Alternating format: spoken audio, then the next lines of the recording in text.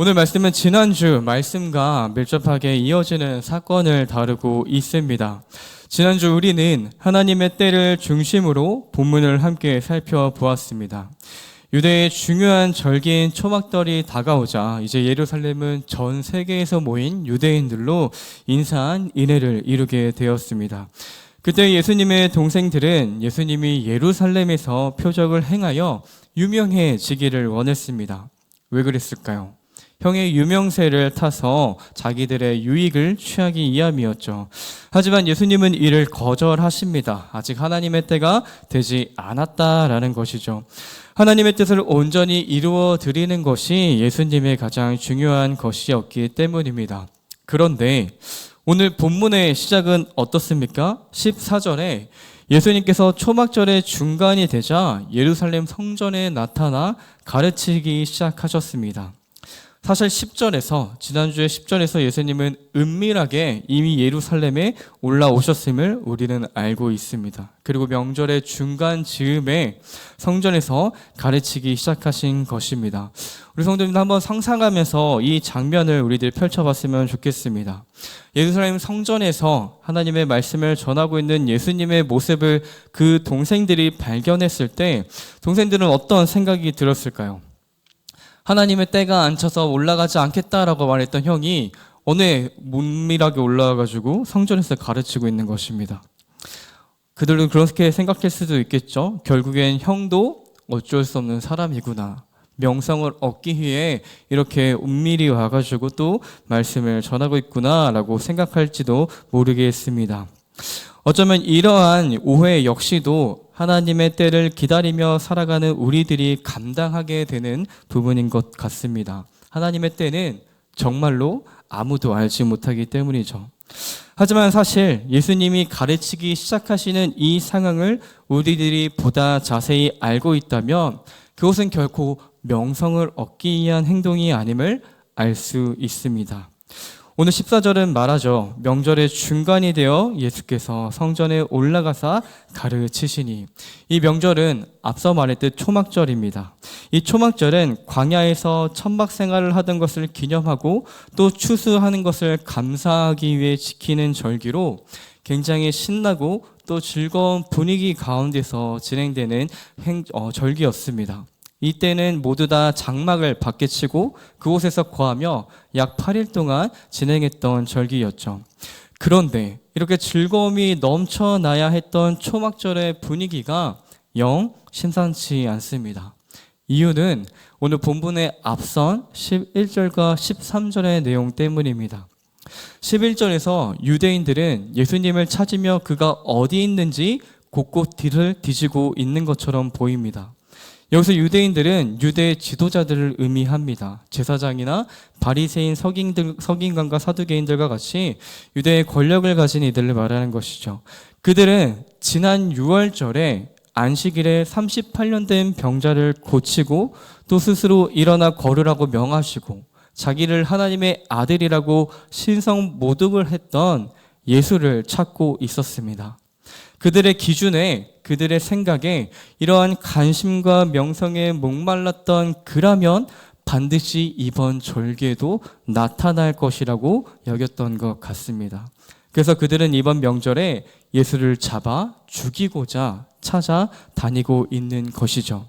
우리 한 번 더 상상해 보시기 바랍니다. 즐거운 절기인 초막절을 지키기 위해 모인 무리들 사이로 유대의 종교 지도자들이 험악하게 예수가 어디 있느냐, 예수가 어디 있느냐 하면서 찾고 있는 것입니다.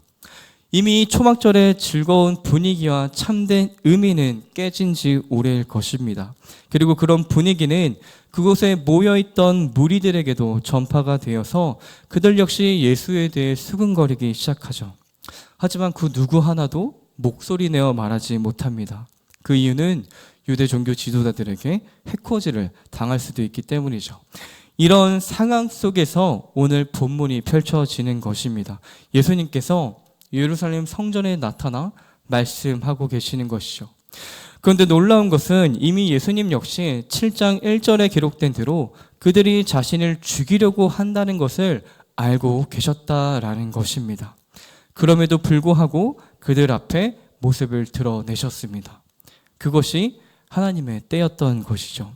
이것은 결코 명성을 위한 행동이 아니었음을 우리는 알아야 합니다. 오히려 죽음과 위태로운 그 길을 하나님의 때이기에 예수님께서 나타나신 것이죠. 이런 예수님의 가르침을 들은 유대인들의 반응은 15절에 이렇게 나타납니다.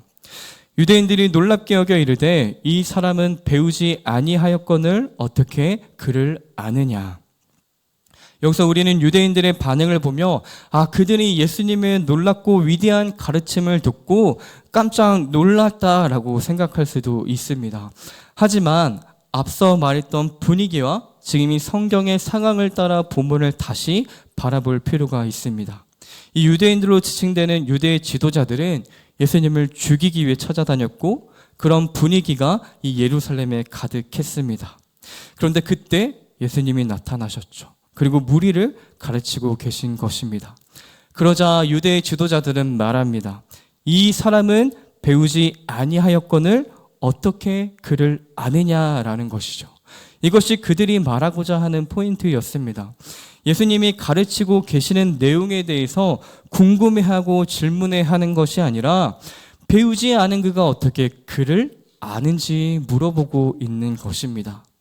이 15절에서 말하는 배우지 않았는데 그를 어떻게 아느냐라는 말은 까막눈을 의미하는 것이 아닙니다. 유대인들은 어떤 진리를 혼자서 깨우쳤다라는 것을 받아들이지 않았습니다. 반드시 어느 유명한 선생의 문화에 들어가서 사사를 받아야만 그것을 인정했습니다. 그런데 예수님은 어느 선생에게도 가르침을 받은 적이 없다는 것을 그들은 지적하고 있는 것이죠. 사도행전에서도 복음을 전하는 제자들에게 유대 당국은 이렇게 질문합니다. 너희가 무슨 권세와 누구의 이름으로 이 일을 행하느냐라고 말이죠. 같은 맥락에서 지금 이 유대 종교 지도자들은 예수님께 질문하는 것입니다. 예수님의 말의 권위를 떨어뜨리고자 하는 것이지요.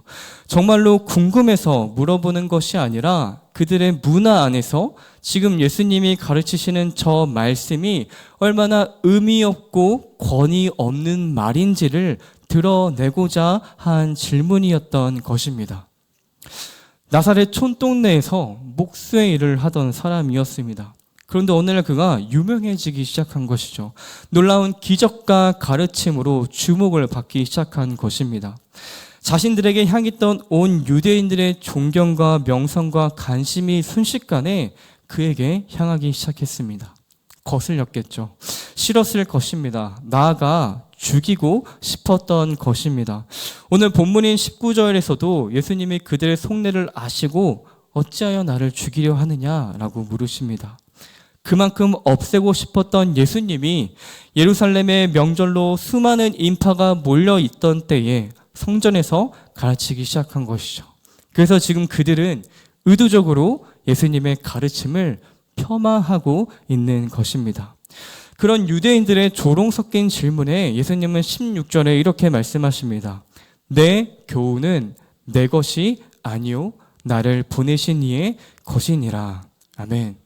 예수님께서는 누구에게 가르침을 받았는지, 누구의 권위로 말하는지 조롱하는 그들에게 내 교훈은 나를 보내신 이의 것이다 라고 말씀하십니다.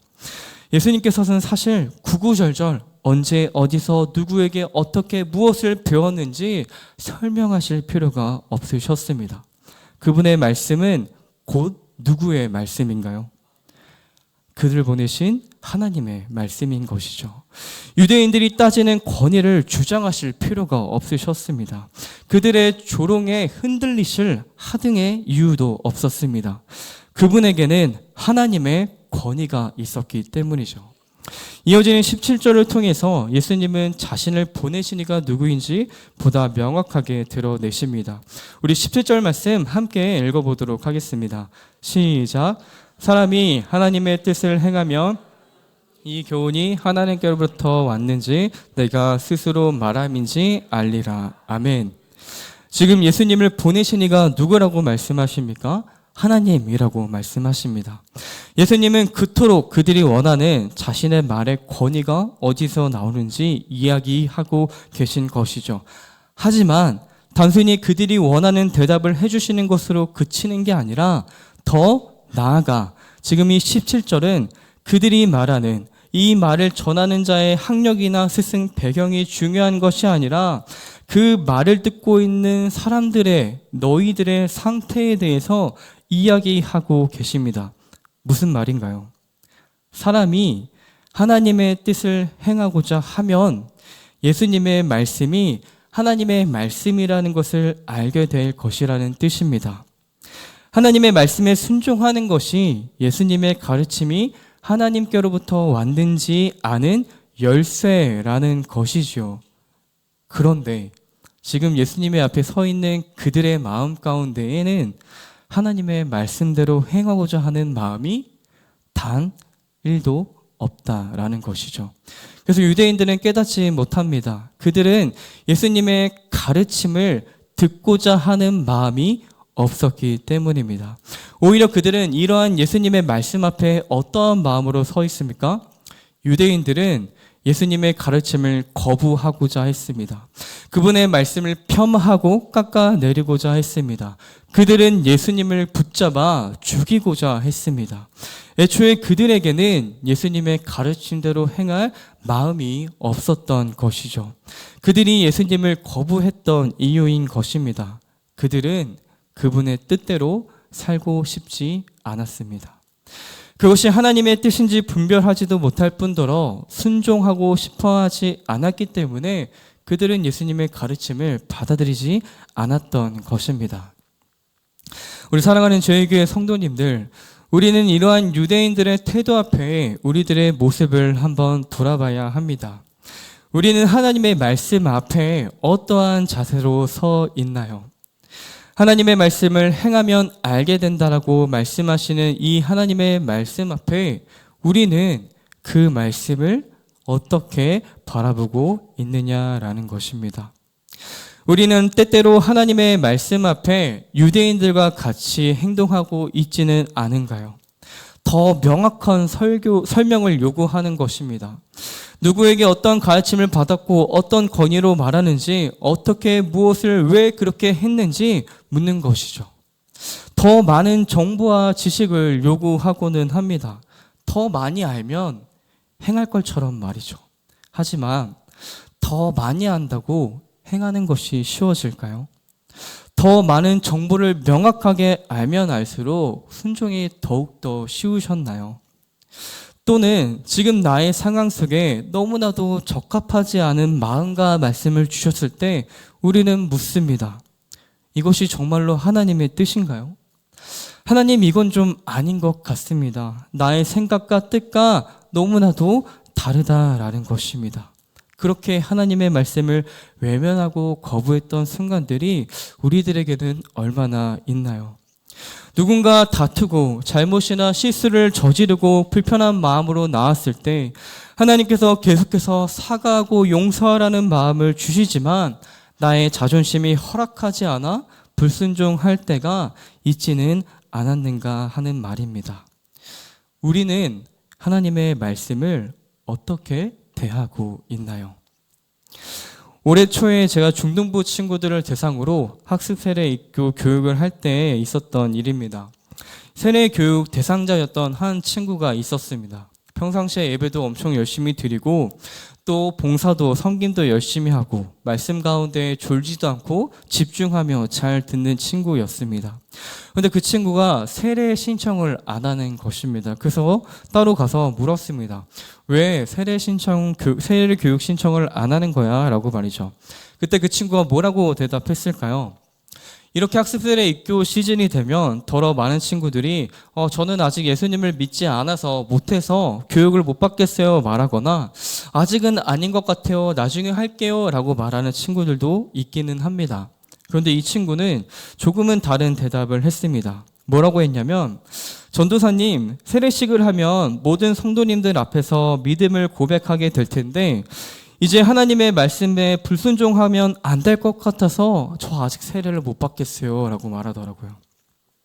하나님의 말씀대로 살아갈 자신이 아직은 없다라는 것이었습니다. 행여 누군가는 이 친구가 믿음이 없다라고 말할지도 모르겠습니다. 하지만 저는 누구보다 이 친구가 하나님의 말씀 앞에 진심이라는 것을 느낄 수 있었습니다. 하나님의 말씀의 무게감이 이 친구가 세례를 받지 못했던 이유인 것이죠. 너무나도 솔직한 고백이지 않습니까? 이 자리에 계신 많은 성도님들께서 대부분 세례와 학습과 입교를 거치셨을 것입니다. 너무 오래된 일이라 가물가물하시겠지만 혹시 내가 그때 당시에 이 학생과 같은 고민과 믿음의 고백을 갖고 그 시간들을 거치셨는지 우리는 한번 돌아봤으면 좋겠습니다. 어쩌면 지금도 하나님의 말씀 앞에 아무런 고민 없이 행함과 나의 삶과는 무관하게 그저 듣고 끝나버리고 마는 말에 지나지 않나요? 하나님의 말씀의 확신을 경험하지 못하고 예수 그리스도를 발견하지 못하는 시간들로 그 말씀들을 지나치고 계시지는 않나요? 사랑하는 저희교회 성도님들, 하나님의 뜻을 행하려 하는 자는 알게 된다고 예수님은 말씀하십니다. 하나님의 말씀의 확신과 예수님이 누구신지 깨닫게 된다라고 말씀하고 계신 것이죠. 다 이해되지 않더라도 나의 뜻과는 다를지라도 때때로 이 말씀의 무게가 너무나도 크게 다가올지라도 믿음으로 순종의 걸음을 뗄 때 우리들의 삶 가운데 하나님에 대한 믿음의 확신과 예수 그리스도를 향한 깨달음이 날마다 넘쳐나게 될 줄로 믿습니다. 이어지는 18절에서 예수님은 이 유대인들의 상태에 대해서 이렇게 말씀하십니다. 우리 18절 말씀 함께 읽도록 하겠습니다. 시작. 스스로 말하는 자는 자기 영광만 구하되 보내신 이의 영광을 구하는 자는 참되니 그 속에 불의가 없느니라. 아멘. 지금 예수님 앞에 서 있는 유대 지도자들을 대상으로 지금 말씀하고 계신 것이죠. 그들은 스스로 말하는 자들입니다. 자기의 영광만을 구하는 자들인 것이죠. 그들의 속에는 불의가 가득합니다. 그 불의는 무엇입니까? 명성과 존경과 인정을 받으며 살아가는 것에 취해서 참된 하나님의 말씀을 받아들이지 않는 것입니다. 모든 관심과 기준이 자기 자신에게 있는 것이죠. 반면에 우리 예수님은 어떠하십니까? 예수님은 자신의 명성이 아니라 하나님의 명성을 높이려고 애쓰셨습니다. 그렇지 않다면 지금 예수님께서 이 성전에 나와 서 있을 이유가 없는 것이죠. 대체 무슨 이유로 자기를 그러한 어려움에 빠뜨리고 자기 생명을 위협하는 일들을 예수님께서 하셨을까요? 예수님이 하나님께 순종하는 사랑과 자기 백성들에게 자신을 내어주는 사랑으로 죽음의 자리로 걸어가실 때 우리는 이 질문에 대한 최종 대답을 얻게 됩니다. 바로 하나님의 영광을 위해서죠. 자신의 명성을 추구하는 사람은 이런 식으로 행동하지 않을 것입니다. 하지만 당대 유대 지도자들은 달랐습니다. 그들은 하나님의 말씀인 율법을 이용해 자신들의 이득을 취했습니다. 자신들은 하나님의 말씀을 잘 지키며 살아가고 있다는 큰 착각에 빠져 살았던 것이죠.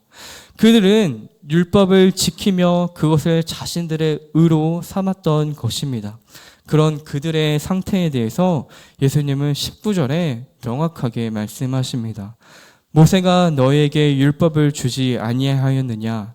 너희 중에 율법을 지키는 자가 없도다 라고 말입니다. 율법의 참된 의미에 대해서 신학자 존 칼빈은 그가 쓴 기독교 강요에서 세 가지 용법으로 설명을 합니다.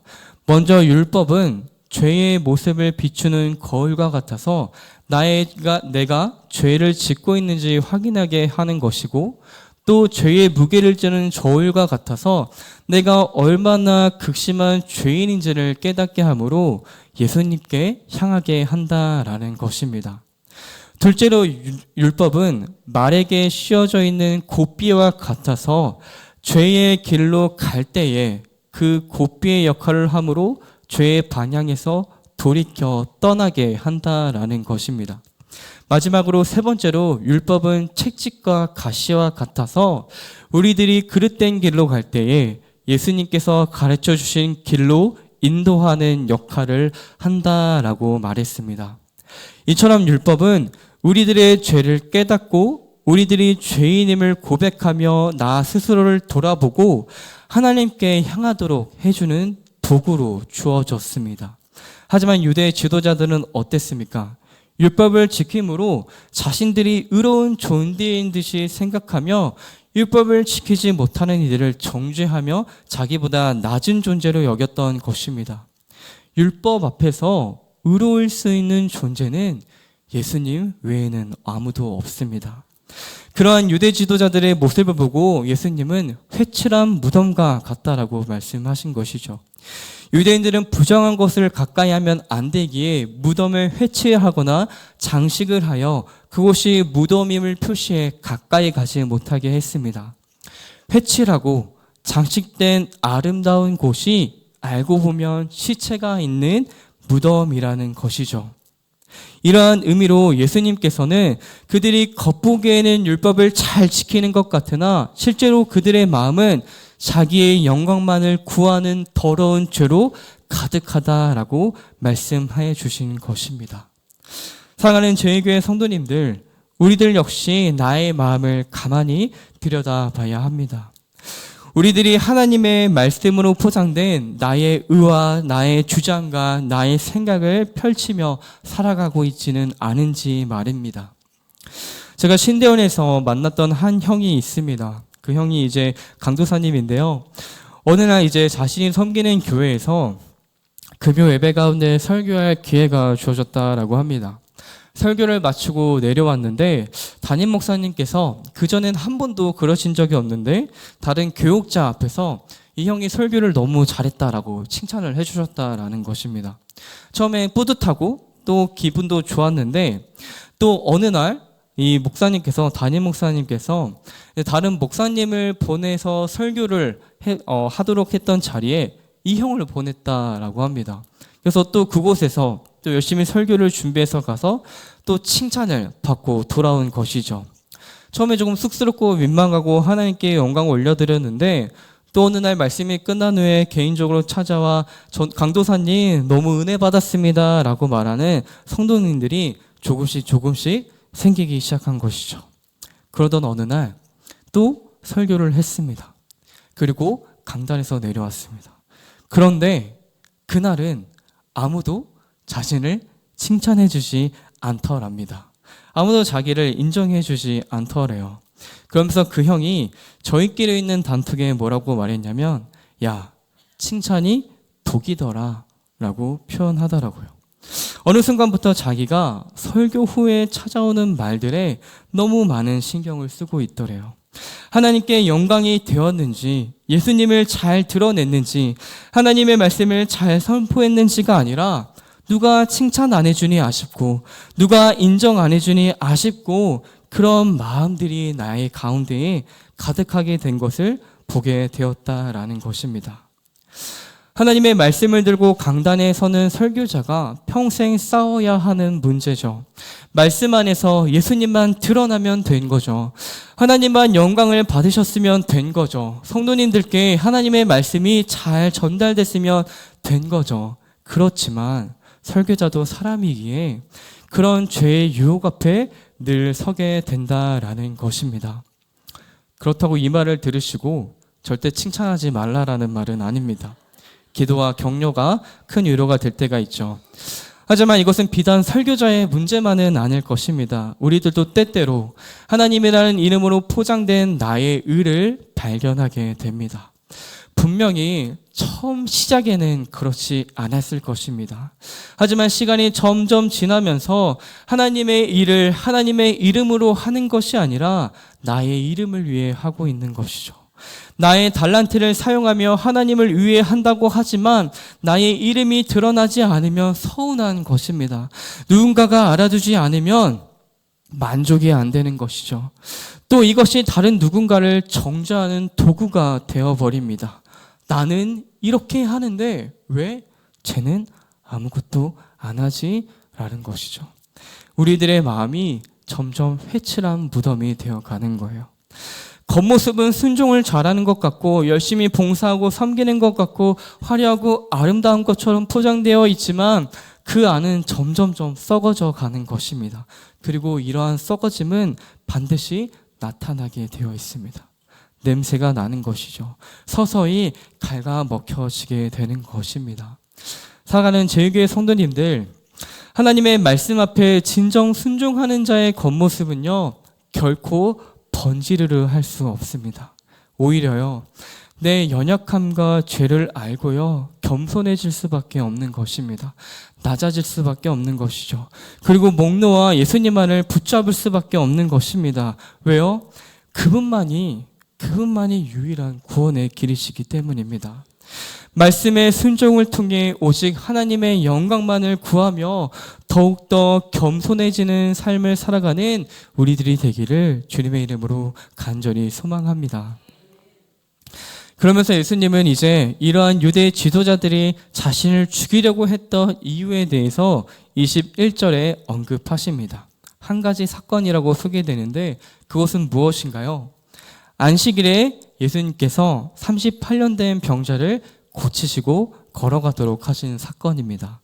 이 사건에 대해 언급하시면서 예수님께서는 22절과 23절에 이렇게 말씀하십니다.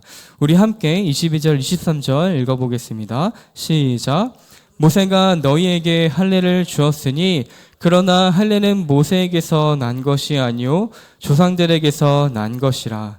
그러므로 너희가 안식일에도 사람에게 할례를 주느니라. 모세의 율법을 폐하지 아니하려고 사람이 안식일에도 할례를 받는 일이 있거든. 내가 안식일에 사람의 전신을 건전케 한 것으로 너희가 나를 노여워하느냐. 아멘. 안식일은 분명 하나님께서 규정하신 것입니다. 하지만 당시 종교 지도자들은 이러한 안식일 법에 온갖 구체적인 조항들을 덧붙여 안식일에 해야 되지 않는 일을 39가지나 만들었습니다. 이는 안식일의 참된 의미를 알지 못한 채 규정만으로 이 안식일을 지켜왔기 때문에 발생한 것이죠. 그러한 인식을 갖고 있는 이들에게 예수님은 안식일의 올바른 의미에 대해서 이야기하시면서 할례를 예로 들어 설명하십니다. 할례는 신생아 남자아이가 8일 만에 행하는 것이었습니다. 그런데 이 할례는 안식일에도 행해졌습니다. 즉 할례와 안식일 중 어느 것을 더 중요하게 여긴 것입니까? 할례를 더 중요하게 여긴 것이죠. 왜냐하면 할례는 이스라엘 백성에게 주어진 하나님의 언약의 증거이기 때문입니다. 할례는 선민 백성인 이스라엘의 정체성을 나타내는 의미이기도 했습니다. 그래서 언약 백성인 이스라엘에게는 정체성인 할례가 안식일보다 우선했습니다. 하나님의 백성이라는 정체성이 없는데 안식일이 그들에게 무슨 의미가 있겠습니까? 그러면서 예수님은 할례는 모세에게서 난 것이 아니요 조상들에게서 난 것이라는 말씀을 덧붙입니다. 그러면 안식일 이전에 또 무엇이 있어야 합니까? 하나님의 구원이 있어야 합니다. 이스라엘 백성들이 애굽에서 종로를 탈 때에 무슨 안식이 있었겠습니까? 그리고 그러한 구원을 이루시기 위해서 누가 오셨습니까? 예수님께서 오신 것입니다. 죄로부터의 구원인 것이죠. 영원한 죽음으로부터의 구원인 것입니다. 따라서 예수님은 말씀하십니다. 인자는 안식일에도 주인이라고 말입니다. 이는 안식일의 본래 의미에 대해 일깨워주는 말씀입니다. 안식일은 기본적으로 쉬는 날입니다. 평안을 의미하는 것이죠. 예수님이 안식일의 주인이라는 말씀은 곧 그분이 참된 평화와 참된 쉼을 주는 분이시라는 것입니다. 샬롬이죠. 구원인 것입니다. 또한 안식일은 모든 창조를 마치신 하나님이 제정하신 날입니다. 하나님께서 6일 동안 세상 모든 것을 완전하게 만들고 제7일에 안식하셨습니다. 그분이 피곤하셔서 쉬셨을까요? 그렇지 않죠. 안식일은 온 세상을 완전하게 만드신 후 만족하시면서 좋았다라고 하시며 기념하기 위해 만들어진 날입니다. 오늘날 우리가 지키는 안식일인 주일 역시 예수님께서 십자가에 달려 돌아가시면서 마지막으로 하셨던 말씀, 다 이루었다라고 하신 그 말씀을 확증시켜 주시는 부활이 있었던 주일을 우리는 안식일로 지키는 것입니다. 모든 것을 완벽하게 이루신 후 주어지는 평안이 바로 안식인 것이죠. 따라서 참된 평화와 안식을 선포하시는 예수님께서 그 안식일에 하나님의 일을 하는 것은 결코 문제될 것이 없었습니다. 하지만 이 안식일의 참된 의미를 모르는 유대인들은 예수님을 안식일을 범한 자로 판단하고 그를 신성모독했다는 이유로 죽이고자 했습니다. 이처럼 잘못된 판단을 하고 있는 그들에게 예수님은 24절에 이렇게 말씀하고 계십니다. 우리 마지막으로 함께 24절 말씀 읽어볼까요? 시작. 외모로 판단하지 말고 공의에 판단하라 하시니라. 아멘. 예수님은 그들에게 판단하지 말라고 하지 않으십니다. 오히려 뭐라고 하십니까? 판단하라고 하십니다. 그런데 무엇으로 판단하라고요? 공의로 판단하라고 말합니다. 그럼 이 공의는 무엇일까요? 지금까지 우리가 말씀을 살펴본 내용을 보면 이 공의는 하나님의 뜻이라는 것을 우리는 알 수 있습니다. 하나님의 말씀인 것이죠. 그것을 판단하는 것은 이 하나님의 뜻대로 행하는 것입니다. 행할 때 그것이 하나님의 참된 말씀인 것과 예수님에 대한 깨달음이 있게 되는 것이죠. 그러면 그와 반대되는 외모는 무엇일까요? 이것은 하나님의 말씀에 대한 왜곡들입니다. 앞서 살펴봤던 잘못된 반응들인 것이죠. 순종하지 않으려는 마음, 나의 생각과 나의 기준대로 하려는 마음, 하나님의 영광이 아닌 나의 영광이 기준이 되고 나의 만족과 또 오해와 제대로 알지 않으려는 삶의 모든 모습들이 이 외모에 포함되는 것입니다. 사랑하는 제2교회 성도님들, 오늘 나는 무엇으로 판단하며 살아가고 있습니까? 우리는 외모로 판단하지 않아야 합니다. 보이는 것들로 판단하지 않아야 합니다. 눈앞의 유익으로 판단하지 않아야 합니다. 나의 어떠함을 보고 판단하지 않아야 합니다. 상대의 겉모습만을 보고 판단하지 않아야 합니다. 우리들이 판단해야 하는 유일한 기준은 오직 공의, 하나님의 말씀뿐이라는 사실을 기억하기를 간절히 소망합니다. 이제 말씀을 맺도록 하겠습니다. 우리 성도님들 가운데 혹시 이 영화를 보신 분이 계실까요? 인디아나 존스라는 영화입니다. 시리즈물로 굉장히 많은 사랑을 받았던 영화죠. 그 가운데 특별히 인디아나 존스 3를 저는 굉장히 감명 깊게 봤는데요. 1989년에 개봉했던 영화입니다. 제가 태어나기도 전에 개봉했던 영화인데요. 그 영화의 부제는 최후의 성전입니다. 간단하게 말씀을 드리면 이 최후의 성전 안에 예수님께서 최후의 만찬 때 사용하셨던 성배가 있다라고 합니다. 그래서 그 성배를 찾기 위해 인디아나 존스가 이 최후의 성전을, 그 던전을, 미로 같은 곳을 막 찾아 헤매는 내용입니다. 그런데 그때 이 인디아나 존스의 아버지가 이 성배를 찾기 위해서 열심히 분석하고 또 적어놨던 한 책이 있습니다. 근데 그 책에는 하나님의 말씀처럼 성경 구절 같은 내용들이 적혀 있어요. 근데 이 성경 구절 같은 내용들이 어떻게 활용이 되냐면 그 던전과 미로 같은 곳에 곳곳에 숨겨 있는 함정들을 피할 때 여기에 적혀 있는 말씀대로 행동하면 그 함정들을 다 피하게 되는 것입니다. 그렇게 그 성경 구절 같은 말씀을 따라 모든 함정들을 피해 가다가 그 인디아나 존스 앞에 절벽이 찾아옵니다. 진짜 그 끝이 보이지 않는 깎아지는 듯한 절벽 앞에 서게 되는 것이죠. 그리고 이 성배가 있는 방이 절벽 맞은편에 있는 또 다른 절벽의 한 구멍 안에 그 입구가 있는 것입니다. 자, 깎아내리는 듯한 절벽이 눈앞에 펼쳐져 있고요. 그 끝은 알 수 없습니다. 그리고 성배가 있는 곳은 저 반대쪽 절벽 구멍에 있는 것이죠. 그런데 그 아버지가 적어놨던 성경 구절 같은 책에 믿음의 도약이라고 적혀 있는 것입니다. 믿음의 도약, 무슨 의미인가요? 절벽으로 뛰어내리라는 것입니다. 이 인디아나 존스가 어떻게 했을까요? 절벽으로 뛰어내립니다. 그러자 그의 발에 딱딱한 무엇인가가 밟힙니다. 이게 무엇일까요? 그동안 그의 눈에 보이지 않았던 그 절벽, 다른 성배가 있는 그 입구로 인도하는 길이 펼쳐지게 되는 것입니다. 그리고 그는 그 성배를 얻게 됩니다. 사랑하는 저희 교회 성도님들, 어쩌면 하나님의 뜻을 행하는 것은 마치 이와 같을지도 모르겠습니다.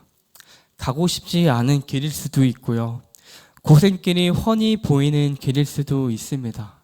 또 깎아지는 듯한 절벽을 걸어가야 하는 것처럼 위태로워만 보이는 길일 수도 있습니다. 그런데 믿음으로 순종의 걸음을 떼세요. 반드시 하나님께서 그 길을 우리에게 열어주실 줄 믿습니다. 순종의 걸음을 망설이고 계시다면 우리를 사랑하셔서 당당히 죽음의 길로 걸어가셨던 예수님을 기억하시기 바랍니다. 그 죽음을 향한 걸음은요, 결국 생명의 길을 열었고 오늘 우리가 주님의 말씀에 순종할 수 있는 유일한 길이 되어 주셨습니다. 하나님의 말씀에 순종의 걸음을 떼는 우리들의 믿음의 여정이 되기를 소망합니다. 또 부디 나의 걸음이 자기의 영광을 향하고 있지는 않은지 늘 점검하며 다시 참된 순종의 걸음을 걷는 우리들의 삶이 되기를 소망합니다. 또 헷갈리고 미혹되는 길 앞에서 하나님의 말씀을 기준으로 판단하여 나의 마음을 비춰보고 말씀이 이끄는 길로 걸어가는 사랑하는 모든 제2교회 성도님들의 믿음의 삶이 되기를 간절히 소망합니다. 오늘 하루 그리고 또 앞으로 살아가는 모든 믿음의 여정 가운데에 이 믿음의 순종의 걸음을 떼는 걸음이 넘쳐나기를 주님의 이름으로 간절히 소망합니다.